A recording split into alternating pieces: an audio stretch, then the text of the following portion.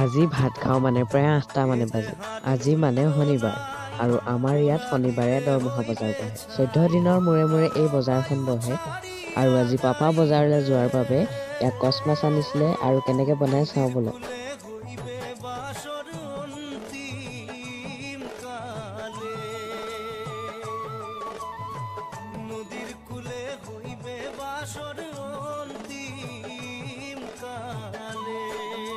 ভাত হ'বলৈ হ'ল আৰু আমাৰ পৰীক্ষা হৈ আছে এইকেইদিন। আহিয়ে মাক আকৌ আদা নহৰু খুন্দি দিলোঁ আৰু এয়া চাওকচোন মাছ হ'লেই, ভাত খাবলৈ হ'লেই আৰু আপোনালোকে মোৰ চেনেলটো ছাবস্ক্ৰাইব কৰি দিব, লগতে সকলো ভিডিঅ'বোৰত লাইক কৰিব আৰু ভাল ভাল কমেণ্ট কৰিব যাতে মই আগলৈও এনেধৰণৰ ভিডিঅ' বনাই যাবলৈ উৎসাহ পাওঁ। চাওঁতে চাওঁতে আজিৰ ভাত হ'লগৈ আৰু ভাত পানী খাই মেলি আজিলৈ আহিছোঁ। ভিডিঅ'টো শেষলৈকে চোৱাৰ বাবে ধন্যবাদ। বাই।